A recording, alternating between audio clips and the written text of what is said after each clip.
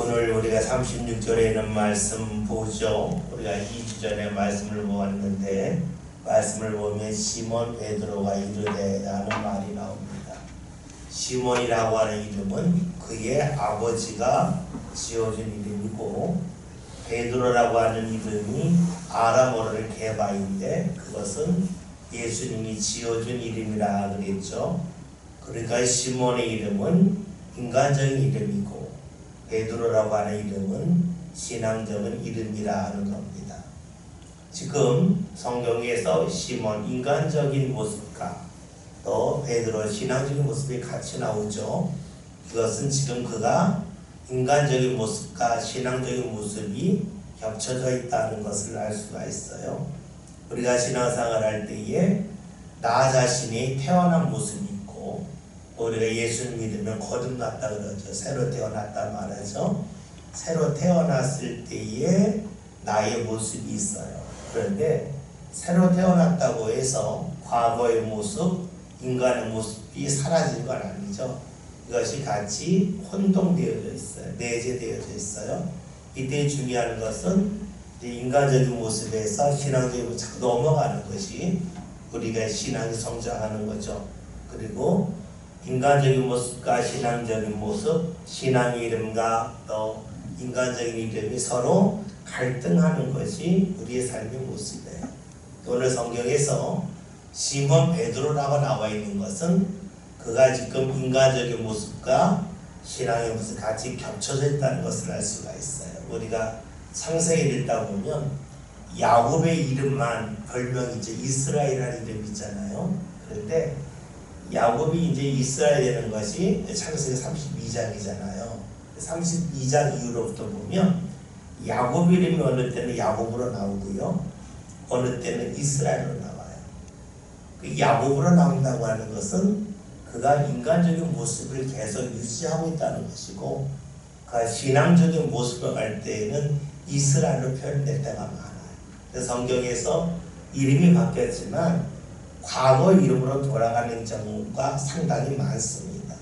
오늘 우리도 그렇잖아요.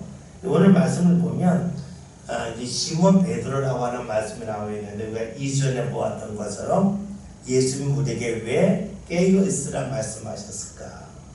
깨어 있다고 하는 것은 우리 눈이 떠져 있다는 말씀도 되겠지만 우리의 생각이 깨어 있다 하는 거가 되겠죠. 생각이 깨어 있다고 하는 것은 내가 지금 신앙의 이름으로 살겠다 하는 것을 기억하는 게 깨어 있는 거고 그 다음에 잠잔다고 하는 것은 내가 신앙의 이름을 잃어버렸다는 것이 돼요.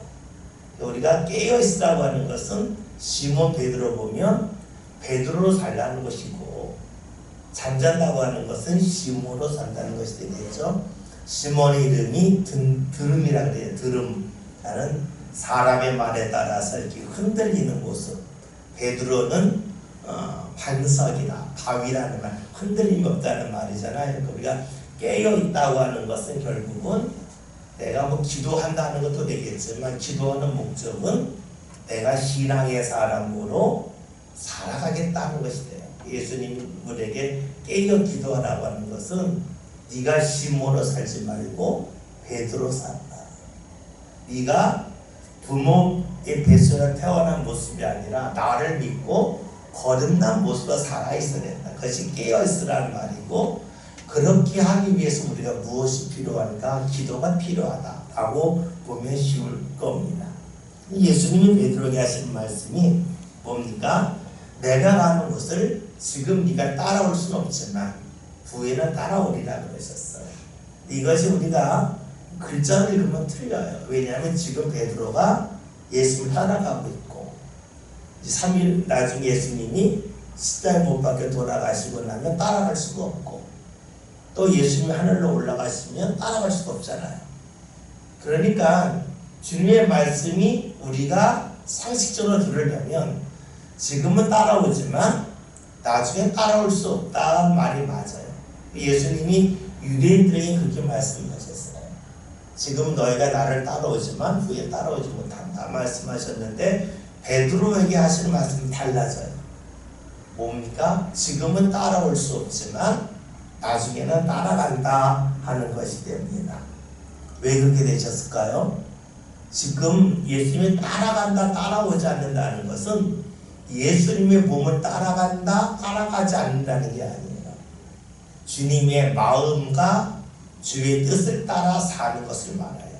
그러니까 지금은 몸은 함께 있지만 주님의 뜻을 모르니까 같은 자리에 있어도 다른 생각을 한다는 거예요.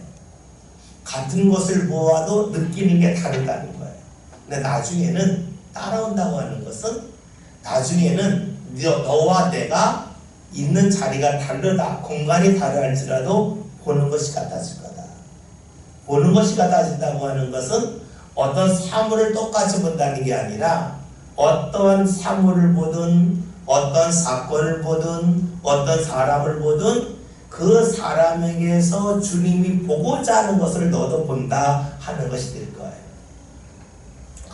그러니까 지금은 따라올 수 없지만 나중에 따라간다고 하는 것은 공간적인 것이 아니라 시선을 말하죠. 시선을 말하는 것은, 시선이라고 하는 것은 눈을 말하는 게 아니라 마음을 말하잖아요. 우리가 누구를 바라볼 때 시선이라고 하는 것은 내가 그 사람을 향한 마음을 갖고 보는 거잖아요. 그러니까 사랑의 시선으로 본다고 하는 것은 눈의 사랑이 아니라 마음의 사랑이 있는 거죠. 그러니까 지금 예수님이 지금은 따라올 수 없지만 나중에 따라온다고 하는 것은 나중에는 너와 나와의 시선이 같아질 거다. 너와 나와의 마음이 같아질 거다. 왜냐? 네 마음속에 이제 성령이 자리 잡기 때문에 하는 것을 암시하고 있습니다.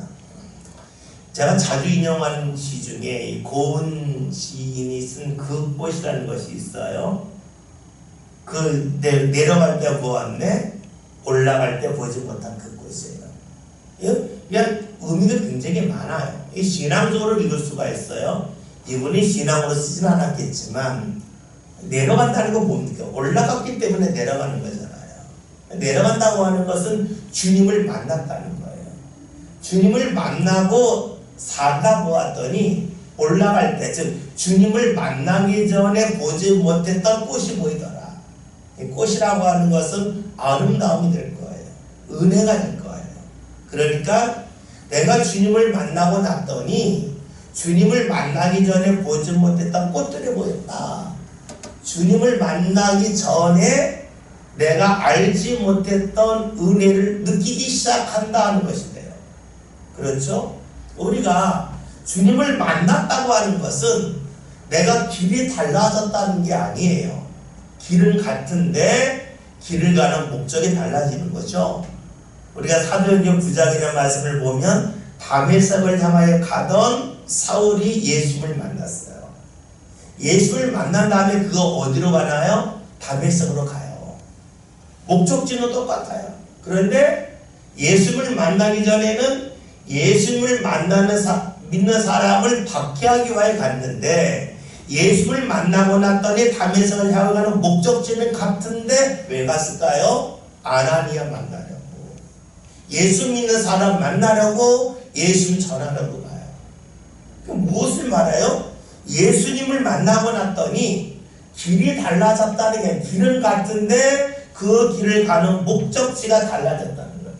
또 다른 말로 하면 예수님 만났더니 상황이 달라졌다는 게 아니라 상황은 같은데 거기서 보는 마음의 눈이, 시선이 달라져서 감사하게 되고 은혜를 느끼게 되었다는 것이 돼요.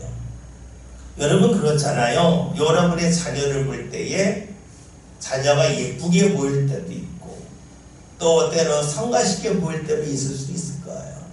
그런데 똑같은 자녀지만 어떤 사람이 행복한 가정입니까? 자녀가 예쁘게 보이는 가정이 행복한 가정입니다. 자녀의 외모가 달라졌다는 게 아니잖아요. 자녀를 볼 때 내가 예쁘게 볼 때 행복해지는 거예요. 그것이 뭐예요? 내려갈 때 보았네, 올라갈 때 보지 못한 것. 다시 말하면 내가 주님을 만났더니 꽃이 보였다. 내가 주님을 만나고 났더니 감사할 일이 자꾸 생기더라 하는 것이 되겠죠. 우리가 이런 식으로 말씀을 보고 나면 이 말씀도 이해가 돼요. 야, 지금은 네가 나 따라오지 못해. 왜냐? 아직까지 나를 제대로 만나지 못했다. 성령을 제대로 받지 못했다는 말씀이 됩니다. 그래요. 우리가 주님을 만났다고 하는 것은 같은 자리에 있는데 삶이 달라지는 것이네요. 우리가 주님을 만나서 삶의 자리가 달라졌다고 하면 예수 믿는 사람들이 이사를 많이 다녀야 될 거예요. 직장을 자꾸 바꿔야 될 거예요. 그러면 예수님을 믿는 사람이 많으면 많은 사회로 혼동스러워질 거예요. 사람이 하도 움직여서. 그러나 주께서 무엇을 말씀하십니까? 우리 삶 가운데 감추어져 있는 보화를 발견하게끔 하시는 것이 주님을 만나는 거죠. 그래서 우리가 마태복음에서 천국은 밭에 감추인 보화 같다. 밭이 무엇을 말합니까? 고통 때 우리가 일하는 그 자리에 있는 보화, 기쁨, 감사를 보게 한다는 것이 되겠죠. 예수님이 가는 곳을 지금 베드로는 공간적으로 생각했는데 정말로 주님을 따른다고 하는 것은 같은 공간에 간다는 것이 아니라 주님과 같은 시선을 갖고 보는 것을 말합니다. 따라서 이것은 우리가 좀 다른 말로 하면 겉을 보는 게 아니라 중심을 본다, 본질을 본다 라고 볼 수가 있습니다. 그러기에 이렇게 주님을 경험하고 주님을 제대로 만난 사람의 특징은 눈에 주님이 보이지 않는다는 말을 하지 않습니다. 그렇잖아요. 예수님의 베드로와 함께 있다가 나중에 승천하셨잖아요. 그러나 제자들이 주님 왜 안 보이냐 이런 얘기를 더 이상 하지 않는단 말이에요. 왜요? 주님이 그 안에 있기 때문에 주님이 보게끔 하는 것을 보는 그런 사람이 됩니다. 다른 말로 해볼까요? 더 이상 주님이 안 보여도 괜찮다. 눈에 안 보여도 괜찮다는 거예요. 다른 말로 해볼게요. 더 이상 좋은 일이 안 보여도 괜찮아요. 더 이상 내가 원하는 일이 안 보여도 괜찮아요. 주님이 안 보여도 괜찮잖아요. 그러니까 주님을 가장 좋은 일을 보면 내가 원했던 일이 안 보여도 괜찮아요. 내가 붙잡고자 하는 것이 더 이상 붙잡을 수 없어도 괜찮아요. 왜냐? 그 속에서 주님이 원하시는 것을 보는 것이 정말로 주님을 따르는 것이기 때문에 그래요. 주님 하시는 말씀이 지금은 너희가 나를 따라올 수 없다. 지금은 나랑 같은 자리에 있어도 내가 보는 것을 너희가 볼 수 없다. 그럼 나중에 나를 따라온다. 나중에는 내가 무엇을 원하는지를 네가 볼 수 있다라고 말씀하고 있습니다. 여러분, 신앙의 성장을 우리가 여러 가지로 표현할 수가 있는데 신앙이 성장한다고 하는 것은 내 삶 가운데서 주님이 원하시는 것을 더 많이 보는 것이다. 주님이 원하시는 것을 많이 본다고 하는 것은 주님이 허락해 놓으신 은혜를 많이 보기 때문에 감사가 더 늘어난다는 말이 돼요. 그렇죠? 주님께서 우리에게 좋은 것을 주시는데 주님께서 주시는 것을 많이 본다는 것은 감사할 일이 늘어난다는 것이 되잖아요. 우리가 이쯤 되면 시편 84편 10절에 있는 말씀이 해석이 쉬워져요. 악인의 장막에 거하는 것보다 하나님의 집에 문지기는 것이 좋습니다. 눈에는 장막이 더 멋있어요. 그러나 거기서 주님이 원하시는 것을 보지 못하는 것보다는 하나님의 집에 문지기, 즉 힘든 자리에 있지만 거기서 하나님이 원하시는 것을 보기 때문에 감사하며 사는 것이 낫다는 말이에요. 우리가 그런 말이 있잖아요. 잠언에 있는 말씀을 보면 자신을 힘들게 하는 아내랑 사는 것보다는 광야에 사는 게 낫다라는 그런 표현이 있잖아요. 그것을 무엇을 말해요? 나를 힘들게 하는, 아무리 좋은 자리에 있어도 마음이 괴로운 것보다는 마음 편안한 것이 삶을 더욱더 기쁘게 한다는 표현이죠. 마찬가지로 이것이 발전된 것이 악인의 장막, 옳지 않은데 화려한 곳에 사는 것보다 조금 힘든 곳에 살아도 하나님이 원하시는 자리에서 하나님 원하시는 걸 보는 것이 더 낫다 하는 말씀이 됩니다. 여러분 왜 그럴까요? 주님을 따른다고 하는 것은 몸이 따르는 것도 되겠지만 그보다는 마음이 따르는 것이 되겠고 생각이 따르는 것이 될 거예요. 이것을 다른 말로 하면 이게 되겠죠. 주님의 생각을 따른다고 하는 것은요, 훨씬 말이 어렵잖아요. 그런데 이건 다른 말로 하면 주님께서 집중하게 하시는 곳에 집중하는 것이 주님의 생각을 따르는 것이 돼요. 그렇잖아요. 여러분 축구하는 축구 선수가 나 고민이 있다고 하면 뭐가 고민인지 나 수학 못해서 고민이야. 이상하잖아요. 축구 선수가 내가 축구가 잘 안 돼. 이 축구에 집중해야 되는데 나 수학 문제가 안 풀려. 이상하잖아요. 축구 선수는 축구에 집중하면 되는 거예요. 그렇게 되면 그의 삶이 행복한 거예요. 여러분 이쯤 되면 우리가 마태복음 6장에 예수님이 너희가 염려하지 말라고 하는 말씀이 무엇인지 알 수 있어요. 예수님이 염려하지 말라고 하는 것은 너희가 집중할 곳에 집중하라는 말씀이에요. 축구 선수가 나 수학 못하면서 염려하면 무섭잖아요. 축구 선수는 축구에 집중하면 돼요. 마찬가지로 하나님께서 우리 삶 가운데서 집중하게 하시는 것에 집중하면 되는데 그것이 되지 않을 때에 사람들이 염려한다 하는 것이 돼요. 보아야 할 것이 있어요. 주님께서 보게 하시는 것이 있어요. 그걸 보지 않을 때 우리 염려해요. 우리가 이런 말씀 듣다 보면 마태복음 14장의 말씀이 이해가 되죠. 예수님이 무리를 걸어오실 때에 베드로가 무리를 걸어갔잖아. 주의 말씀에 따라서. 그러나 그가 물에 빠졌어요. 왜 빠졌냐 보면 성경에 그가 바람을 보는 거예요. 예수님을 보아야 되는데 집중할 곳에 집중하지 않고 딴 것을 보았더니 두려움이 몰려오고 염려하고 빠지게 돼요.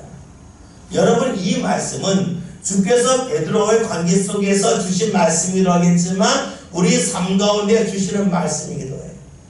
주님께서 우리 삶 가운데 우리의 삶이 풍랑이 일대로 주님이 우리에게 다가오시는데 우리가 주님을 바라보면 염려하지 않게 되는데 주님이 아닌 다른 것, 또 주님이 아닌 것이라고 하는 것은 주님이 생각하고 주님이 원하시는 것이 아닌 다른 것을 볼 때에 우리 삶 가운데 염려하고 두려움 속에 살다가 빠져든다는 거예요. 근데 여러분 우리 삶 가운데 염려 없는 사람 없잖아요. 우리 옛말에 있잖아요. 천석지기는 1000가지 고민이 있고 걱정거리가 있고 만석지기는 10,000가지의 고민이 있다는 거예요. 여러분 사람이 소유한 것이 많으면 많을수록 지키려고 하는 염려가 많아요. 그러니까 여러분 하나님이 좋은 걸 주셔도 염려하는 사람은 염려만 할 것이고 또 어떤 사람은 하나님이 주신 것이 다른 사람보다 많은 것 같지 않아도 감사하며 살 수 있는 이유가 어디 있을까요? 그것은 하나님이 보게 하신 걸 보는 것. 다른 말로 하면 삶권에 정말로 집중해야 될 곳에 집중할 때에 우리의 삶은 주를 따르게 되고 감사하게 된다는 것을 볼 수가 있어요. 그것이 바로 뭐예요? 주님이 가시는 곳을 우리가 따라간다는 말씀입니다. 우리는 자꾸만 주님을 따른다 그러면 몸을 생각할 때가 많아요. 근데 성경에서 우리가 자주 보았던 것처럼 우리의 몸이 주를 끝까지 따를 수 있는 사람은 아무도 없어요.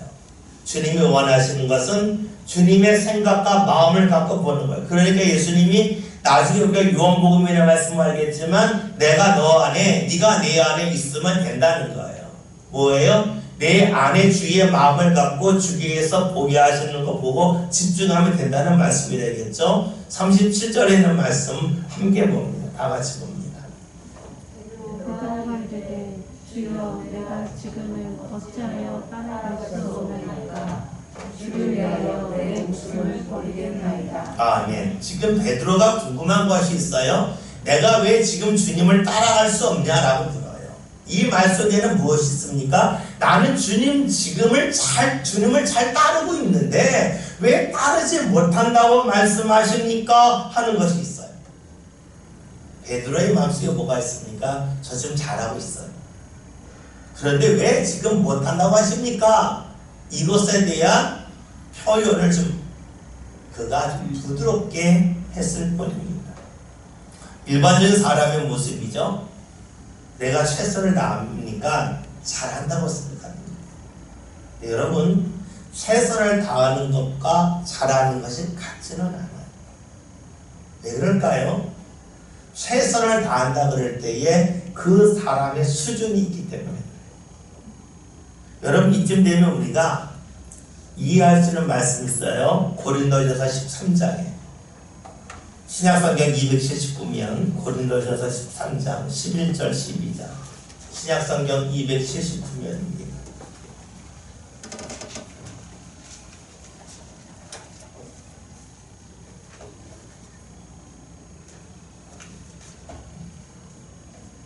다 같이 11절에 말씀했습니다.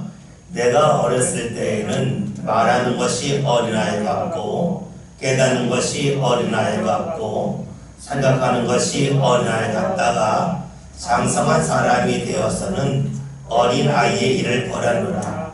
우리가 지금은 거울로 보는 것 같이 희미하나 그때에는 얼굴과 얼굴을 대하여 볼 것이요 지금은 내가 부분적으로 하나 그때에는 주께서 나를 아실 것 같이 내가 온전히 알리라. 아멘. 여러분 보세요. 어린아이 때에는 보고 깨닫는 것이 어린아이 수준입니다. 뭐에 열심을 냈어요. 중요한 것은 열심을 냈다로 중요하지만 열심의 수준이 중요합니다. 열심의 수준을 다른 말로 하면 열심의 방향이에요. 열심을 내지만 그것이 뭐예요? 방향이 잘못될 때가 상당히 많다는 것이에요. 우리가 신앙생활 할 때 가장 전제가 뭡니까? 내가 하나님을 믿는다는 거예요. 하나님을 왜 믿을까요? 하나님은 온전하신 분이고 나는 부족하기 때문에 믿는 거예요. 내가 온전하다면 하나님을 믿을 필요가 없어요. 내 뜻대로 살면 돼요. 그러니까 우리가 신앙생활 할 때에 하나님을 믿는다고 하는 것은 그 속에는 하나님은 온전한 분입니다. 반면에 저는 부족합니다. 이 부족합니다는 말을 다른 말로 하면 저는 죄인입니다. 그렇죠? 그러면 어떻게 될까요? 우리가 열심을 낼 때에 내 아이의 부족함, 내가 죄인됨, 내가 틀렸다 함을 아는 게 중요해요. 우리가 이것을 다른 사람들이 할 때에는 사회 살 때 하는 말은 너 자신을 알라는 말이죠. 너의 부족함을 알라는 말이 돼요. 근데 이것이 신앙적으로 보면은 네가 죄인임을 알아야 된다는 거예요. 네가 죄인임을 알기 때문에 네가 열심을 내지만 그 열심이 잘못될 때가 상당히 많다고 하는 것을 인정하는 것이 돼요. 여기서 벗어난 것이 무엇일까요? 저는 죄인이 아닙니다. 제가 하는 열심은 바릅니다. 그러기에 제가 하는 열심은 하나님께서 다 기뻐하실 겁니다 하는 거예요. 이것은 무엇을 말할까요? 첫 번째 전제, 우리가 하나님을 믿는다고 하는 것은 하나님은 온전한 분이고 내가 부족하다고 하는 것을 잊은 거예요. 그래서 우리가 로마서 10장만 볼까요? 로마서 10장 신약성경 254면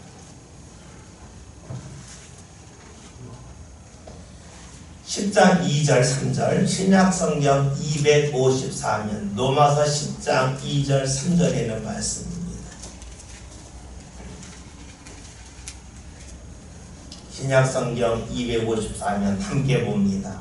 내가 증언하노니 그들이 하나님께 열심히 있으나 올바른 지식을 따른 것이 아니니라. 하나님의 의를 모르고 자기 의를 세우려고 힘써 하나님의 의에 복종하지 아니하였느니라. 아멘. 열심히 있습니다. 그런데 열심의 방향이 잘못된 것을 몰라요. 이것이 바로 당시 유대인들의 모습이라는 것이죠. 근데 이 모습이 지금 베드로에게 있는 겁니다. 주님, 제가 왜 지금 못 따라갑니까? 저 열심히 내고 있잖아요. 그런데 자신의 수준이 낮다고 하는 것을, 그리고 주님을 따르지만 그 따름에 있어서 주님의 마음을 갖고 따르는 것이 아니라 자기의 어떤 인간적인 욕망을 갖고 따른다고 하는 것을 본인조차 모르는 거예요. 우리가 그렇잖아요. 나에 대해서 알기가 상당히 어렵잖아요. 그렇죠? 내 얼굴을 내가 볼 수 없으니까. 내 얼굴을 내가 제대로 알지 못하듯이 내 마음도 내가 알 수가 없고 내 신앙도 알 수가 없습니다. 베드로를 보세요. 자신은 지금 예수님을 따를 수 있다고 말해요. 그래서 자신의 목숨을 버릴 수 있다고 말하고 있습니다. 우리가 이것이 틀리다고 하는 것을 잘 알고 있죠. 왜냐하면 같은 자리에서 몸을 부딪히고 있다 할지라도 주님과는 딴 생각이 나는 거예요. 우리가 요한복음 9장에서 봤잖아요. 길거리를 가다가 남에서부터 맹인의 사람을 만났는데 제자들의 질문은 뭡니까? 이 사람이 맹인이 된 것이 이 사람의 죄 때문입니까? 부모의 죄 때문입니까? 예수님 그러죠. 아니다. 하나님의 영광을 드러내기 위함이다. 같은 자리에서 같은 걸 보는데 주님과 마음이 달랐어요. 그러니까 같은 공간에 있지만 생각과 마음은 달라요. 이걸 충분히 경험했단 말이죠. 그리고 요한복음 11장을 보면 예수님께서 나사로의 무덤에 가서 돌을 옮겨놓으라 그랬더니 그 나사로의 여동생 되는 마르다가 하는 말이 선생님 죽은 지가 이미 나흘이 되었습니다. 냄새가 납니다. 이게 왜 말해요? 옮길 필요 없다는 거죠. 그 말할 때에 어떤 제자도 마르다에게 예수님이 말씀하시는데도 무슨 말이냐? 야단치지 않았어요. 왜요? 공감했다는 거예요. 같은 마음이었다는 거예요. 그러니까 같은 자리에 있어도 마음과 생각이 달랐어요. 이런 일이 반복적으로 일어났음에도 불구하고 그것을 전혀 알아채지 못해요. 그러니까 주님이 가는 곳에 내가 왜 못 갑니까? 제가 지금까지 몸이 같이 있었는데 왜 그렇습니까? 하는 그런 반문을 하고 있죠. 우리가 기억해야 될 것은 우리의 신앙은 주님과 함께 있는 것 같아도 같이 있지 않을 때가 상당히 많다는 거예요. 이 성경에서 계속 이런 말씀이 나오죠. 예수님께서 마태복음 13장을 보면 가라지의 비가 있는데 그 가라지의 비는 한 밭에 알곡도 그 가라지로 있다는 거예요. 이 말씀 속에 뭐가 있냐면 한 교회에서 신앙생활 할 때에 주님께서 천국으로 데리고 갈 알곡과 같은 사람이 있고 가라지와 같은 사람이 있다는 말씀도 되겠지만 개인에게 적용되면 내 삶 가운데서 주님께서 인정하시는 알곡과 같은 부분도 있지만 가라지처럼 버릴 부분도 있는데 그것은 언제까지 있냐? 추수 때까지. 우리가 하나님 나라 가는 그 순간까지 가라지가 남아있다는 거예요. 다시 말하면 내가 하나님 나라 가는 그 순간까지 내가 주님과 온전히 합일돼서 생각과 마음이 같은 사람은 없다는 거예요. 단지 그것이 점차로 늘어난다. 그 정도일 뿐이지 100% 같은 사람은 없다는 거예요. 그러니까 우리가 지금은 따라가지 못하지만 앞으로 따라간다는 이 말 속에는 지금은 따라가는 부분도 있지만 나중에 따라갈 부분도 있다는 거예요. 지금은 주님의 마음을 모르지만 나중에는 주님의 마음을 알 때가 있다는 것이 돼요. 여러분 그렇잖아요. 우리가 청년들과 20살 넘으면 대부분이 그래요. 철나고 났더니 이제 뭔가 알 것 같아요. 그래요. 그러면서 제가 철없을 때는요 이렇게 했는데요. 그때 왜 그런지 몰라요. 그 말씀은 뭐예요? 자기가 지금 철났다는 거예요. 그런데 30살 돼서 이렇게 보면 20살 때 그 말에게 웃기잖아요. 철나기 무슨 철이나. 그렇죠? 그러니까 우리가 철난다고 하는 것은 누가 그러죠? 죽을 때가 돼야 철이 난다는 말을 해요. 그 말은 뭐냐면 계속해서 우리 삶 가운데 버릴 부분이 있다는 것이고 신앙적으로 말하면 내가 지금 계속해서 주님을 따라갈 부분이 시간이 지나면 지날수록 성령의 인도를 받으면 받을수록 늘어난다는 말씀도 돼요. 같은 공간에 있지만 같은 건 아니에요. 우리가 마태복음 25장을 보면 최후의 심판에 관해 3가지 비유가 나와요. 우리가 잘 아는 열천의 비유, 달란트의 비유, 양과 염소의 비유. 특히 세 가지 비유가 나오죠. 마태복음에만 나오는 비유인데 이 비유의 특징이 뭡니까? 갈라치기예요. 슬기로운 처녀, 미련한 처녀, 충성된 종, 게으른 종, 양과 염소, 계속 갈라쳐요. 갈라친다고 하는 것은 무엇을 말하냐면 우리 앞에서 주께서 원하시는 부분도 있지만 원치 않은 부분이 계속 남아있는데 그건 언제까지냐? 주님이 오실 때까지 그 부분이 있다는 거예요. 사람으로 바로 되고 개인으로 바로 똑같아요. 중요한 것은 무엇일까요? 그것은 내가 지금은 따라가지 못하지만 나중에 따라갈 수 있는 부분이 있다고 하는 것이에요. 신앙이 성장한다는 것이 돼요. 우리가 이 말씀을 읽다 보면 이런 질문을 할 수가 있어요. 그렇다면 공간은 별로 중요하지 않습니까? 몸이 가는 것은 별로 중요하지 않고 마음만 가면 됩니까? 라고 질문할 수도 있어요. 그런데요, 그렇지는 않아요.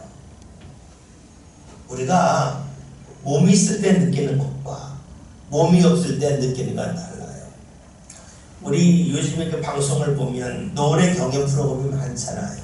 그런데 심사평 하는 사람들이 이런 이야기를 간혹 할 때가 있어요. 여러분들이 방송을 들을 때는 전혀 느낌이 없겠지만 현장에 있을 때는 몸에 닭살이 들어올 때가 있습니다 하는 표현을 해요. 그것이 방송으로는 전할 수가 없다는 거예요. 그런데 그 현장에 있을 때에 그 묘한 느낌이 있는데 그 느낌 때문에 그 몸에서 닭살이 들어올 정도로 깜짝 놀랄 만한 노래가 있고, 그런데 그것이 전파를 통해서는 전해지지 않아서 여러분은 모를 거라고 하는 심사평을 할 때가 있어요. 그렇죠? 현장성이 있어요. 큰 차이가 없는 것 같은데 있어요. 근데 이 큰 차이가 아니라고 해서 우리는 무시할 수 있지만 무시할 수가 없어요. 여러분 생각해 보세요. 학생들이 대학 시험을 보다가 재수하고 삼수할 때가 있어요. 누가 재수하고 삼수할까요? 자신이 10문제를 못 맞춘 사람들은 재수하지 않아요. 재수 삼수하는 것은 자기가 한두 문제를 맞췄으면 원하는 학교에 진학할 터인데 한두 문제를 못 맞춰서 아쉬워서 재수해요. 다른 말로 뭐예요? 한 문제, 두 문제 때문에 재수하고 삼수하는 거예요. 그러면 작은 차이 때문에 그가 선택할 수 있는 폭이 달라진다는 것이 돼요. 여러분 그래요? 우리가 현장에 있다 없다, 내 몸이 있다 없다고 하는 것은요, 자그마한 차이가 또는 자그마한 차이가 아니에요. 그것 때문에 우리가 주님이 주시는 은혜를 받는 폭이 달라지기 때문에 그래요. 그러면 우리가 여기서 알 수 있는 것이 있죠. 이 작은 차이가 얼마나 중요한지에 대해 알 수가 있어요. 작은 것 때문에 1년, 2년을 더 보낼 수 있고 안 보낼 수도 있고. 제가 예전에 청년들하고 성경 공부할 때 자주 질문했던 질문, 이런 질문이 있었어요. 똑같이 휴대전화가 있는데 100만 원짜리다. 어떤 건 기능이 100가지고 어떤 건 101가지다. 그러면 몇 개씩 팔리겠느냐? 100가지 기능이 100개 팔릴 때 101가지가 101개 팔리겠냐? 그렇지 않죠. 한 가지 기능 때문에 한 제품은 전혀 안 팔릴 수 있어요. 하나 차이가 아무것도 아닐 때도 있겠지만 하나 차이 때문에 모든 것을 잃어버릴 수도 있어요. 신앙도 역시 그래요.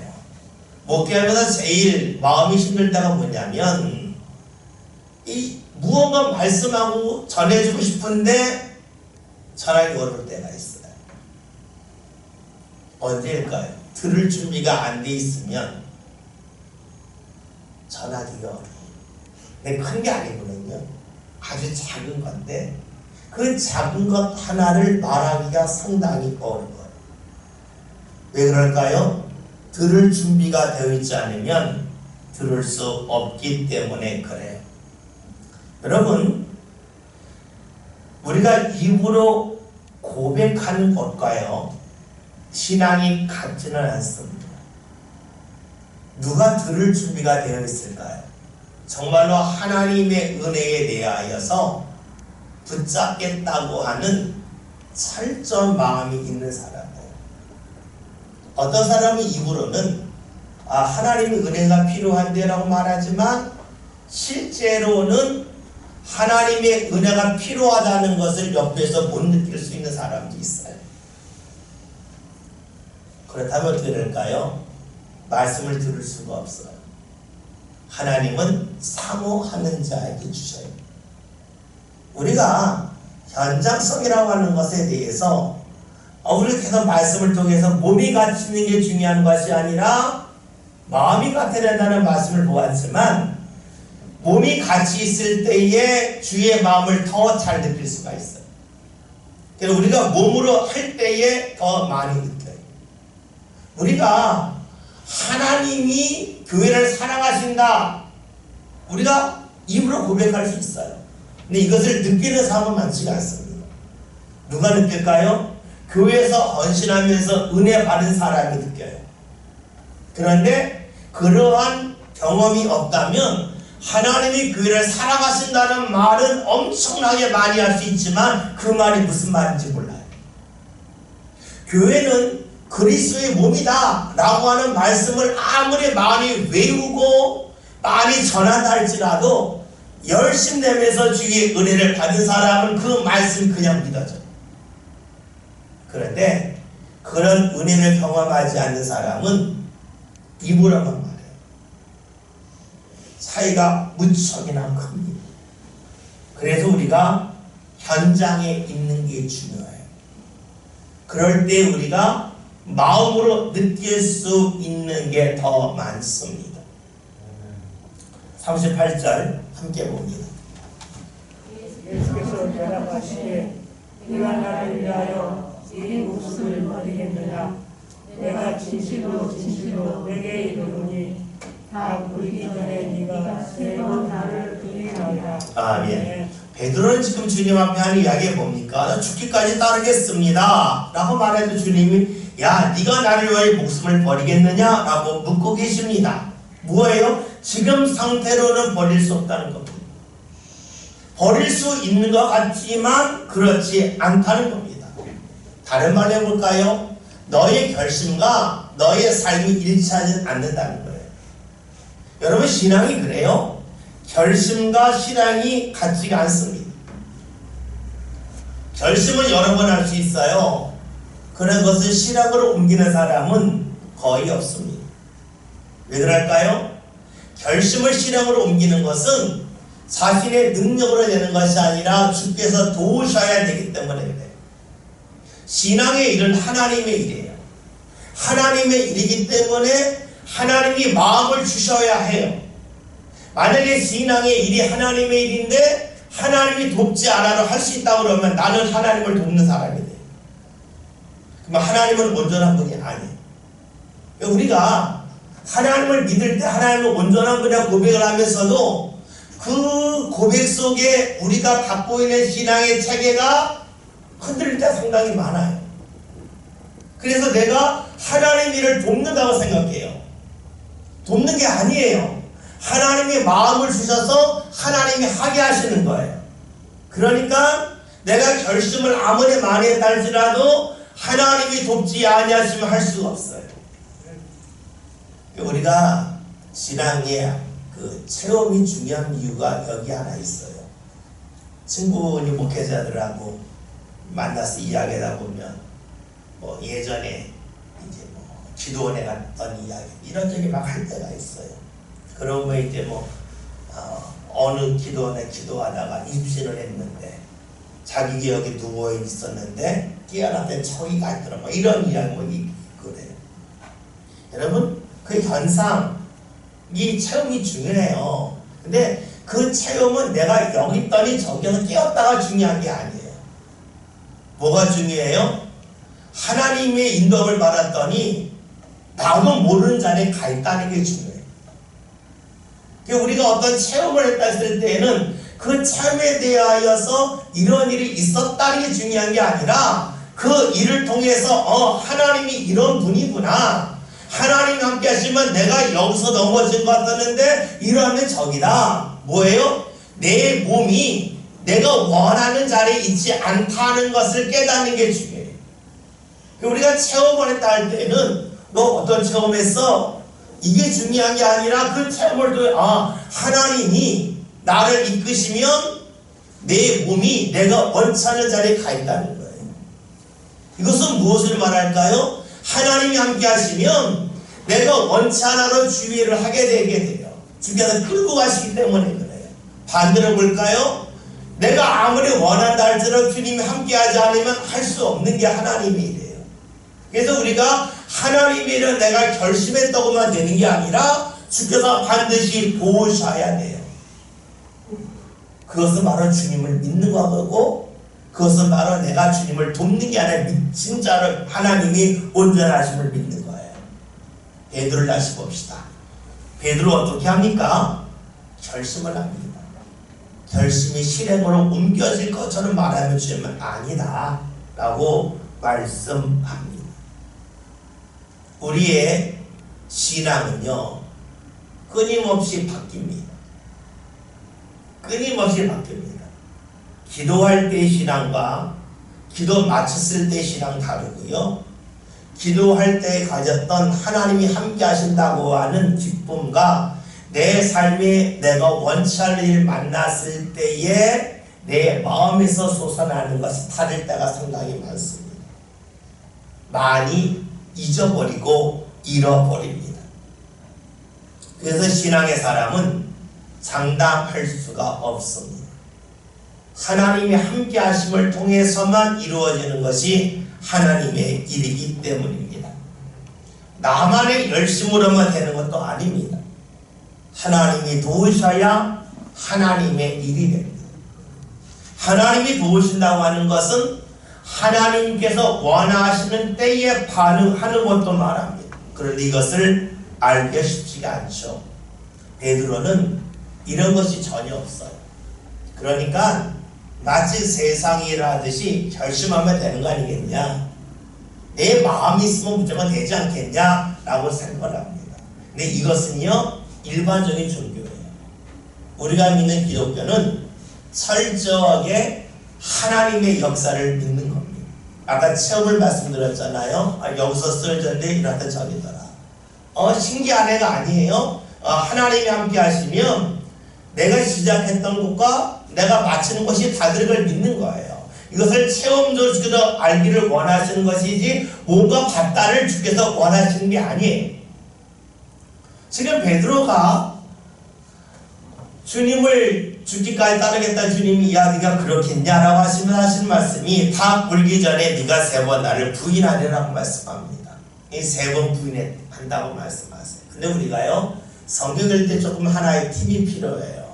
3번은 진짜 3번도 되지만요, 이 3번이라고 하는 것은요 3이라고 하는 숫자는 성경에서 한참 지난 다음을 말해요. 우리가 그 출애굽기의 말씀으로 모세가 바로 여기 가서 우리가 광야길로 가서 하나님 앞에 제사 오겠습니다 말할 때 뭐예요? 3일 길을 가서 하고 오겠다 그래요. 창세기 22장이라는 말씀을 보면 아브라함이 하나님의 말씀을 듣고 이삭을 데리고 모리아 산으로 가잖아요. 근데 22장 4절의 말씀은 3일이 지난 후에 그가 모리아 산에 이른다는 말씀이 나와요. 3이라고 하는 것은 진짜 3일도 되겠지만 어떤 충분히 지난 다음에, 우리나라에서 작심 3이란 말이 있잖아요. 3 그런 뜻이 있어요. 그러니까 우리가 예수님이 3일 만에 부활하셨다는 말씀은 정말로 3일 만에 주님이 살아나셨다는 그런 뜻도 되겠지만, 우리 삶관에 중요한 것은 완전히 충분히 죽은 후에 도저히 살아날 수 없을 때에 충분히 채워진 다음에 했다는 뜻도 돼요. 이렇게 되게 되면 우리가 어떻게 돼요? 주님께서 우리에게 무언가 일하실 때에는 3일 무언가 충분히 지난 다음에, 그 충분히라고 하는 것은 사람마다 다르겠죠. 이 충분히 지난 다음에 주께서 회복하시고 주께서 일하신다 하는 것까지 생각할 수가 있어요. 지금 베드로는 자신감이 넘치지만 주님은 네 고백이 다 틀렸다, 네 자신감 헛되라하게 3번 분해한다는 말씀하시죠. 이 마가복음에 좀 더 자세히 나와 있는데요. 함께 한번 볼게요. 마가복음 14장 27절부터 31절, 신약성경 81면입니다. 신약성경 81면, 마가복음 14장 27절부터 31절, 제가 27절 읽습니다. 여러분이 28절 읽겠습니다. 제가 먼저 읽습니다. 예수께서 제자들에게 이르시되 너희가 다 나를 버리리라. 이는 기록된 바 내가 목자를 치리니 양들이 흩어지리라 하였음이니라. 그러나 내가 살아난 후에 너희보다 먼저 갈릴리로 가리라. 제가 29절 읽습니다. 베드로가 여쭤오되 다 버릴지라도 나는 그리하지 않겠나이다. 예수께서 이르시되 내가 진실로 네게 이르노니 오늘 이 밤 닭이 두 번 울기 전에 네가 세 번 나를 부인하리라. 아멘. 여기 보면 이제 닭이 두 번 울기, 마가복음에만 나오는 말씀인데요. 좀 자세히 표현했죠. 닭이 두 번 울기 전에 네가 나를 세 번 부인하리라 말씀하셨어요. 그랬더니 이제 우리가 요한복음에 나와 있지 않는 그런 베드로의 고백이 31절에 있죠. 31절 다 같이 읽습니다. 베드로가 이르되 말하되 내가 주와 함께 죽을지언정 주를 부인하지 않겠나이다 하고 모든 제자도 이와 같이 말하니라. 아멘. 여러분 보세요. 내가 주와 함께 죽을지언정 그리하지 않겠습니다. 주의 말씀이 틀렸다고 합니다. 주의 말씀이 틀렸다면 주님이 아닙니다. 그렇죠? 그렇잖아요. 나에게 틀린 말을 하는 분이라면 주가 될 수가 없어요. 일부분에만 주리 인생의 주가 될 수가 없어요. 우리가 신앙생활하면서 지금 이 베드로의 고백이 우리의 고백이 될 때가 상당히 많습니다. 이런 고백을 한다고 하는 것은 내 신앙을 내가 무너뜨린다는 거예요. 우리가 이런 말 있잖아요. 자기 말을 자기가 밟는다는 말을 할 때가 있고, 또 제일 좀 간혹 좀 어리석을 때에 피곤할 때가 하나 있죠. 자기 혀를 자기가 깨물 때가 있죠. 음식 먹을 때에 자기 혀나 자기 입술을 깨물 때, 이게 정말 어리석은 일이잖아요. 그런데 우리가 신앙생활 할 때에 주께 틀렸습니다. 그럼 주를 믿을 필요가 없는 거예요. 그래 지금 베드로는 그렇게 하고 있습니다. 그러니 주님 하신 말씀 뭡니까? 지금은 네가 나를 따라오지 못하나 후에는 따라오리라. 네가 원치 않는 말씀을 들었다 할지라도 그 말씀을 인정할 때 비로소 네가 나를 따라오는 것이다. 네가 원치 않는 말씀을 들었을 때에 주께서 오죽하면 이 말씀을 하셨을까? 주님의 말씀을 헤아리면 주님 그러면 제가 무엇을 하면 됩니까? 라고 묻는 그런 신앙이 될 때 비로소 나를 따라온다는 것이 되겠죠. 여러분 그렇잖아요. 이 말씀을 듣고 주님 그러면 제가 어떻게 하면 좋겠습니까? 라고 묻는 것이 주를 믿는 거예요. 그런데 주님 틀렸습니다. 저는 그렇지 않을 겁니다. 라고 말하는 것은 주를 주로 인정하지 않는 거예요. 왜 주께서 하신 말씀대로 지금은 네가 그런 모습이니 네가 어떻게 나를 따라오겠냐. 네가 정말로 나를 믿는다면 내 말을 인정해야 되는데 인정하지 않는다. 몸은 같이 있어도 마음은 내 마음을 따르지 않고 있다는 차원이 되겠죠. 오늘 저와 여러분이 이 말씀을 보면서 우리에게 베드로의 모습이 있음을 부인할 수가 없습니다. 그러나 베드로의 모습을 보면서 거울을 삼아서 내가 여기서 벗어나야, 여기서 더 많이 벗어나야 신앙이 성장하게 되고 주님의 마음을 더욱 많이 알게 되고 주님이 초점 맞추는 곳에 더 초점을 맞추게 되고 그러면 삶 가운데 은혜를 많이 발견하게 되고 더 감사하며 살 수 있을 거다 라는 신앙을 저와 여러분 꼭 가졌으면 좋겠습니다. 신앙의 완성이 어디 있을까요? 주님께 영광 돌리는 것이고 다른 말하면 감사하며 사는 부분이 드러나는 것이 되겠죠. 우리 삶 가운데 주를 주로 믿어서 주께서 보게 하시는 것에 우리의 눈이 가고 초점이 맞춰져서 감사 가득한 삶을 저와 여러분이 함께 살아가시길 바라겠습니다. 기도합니다.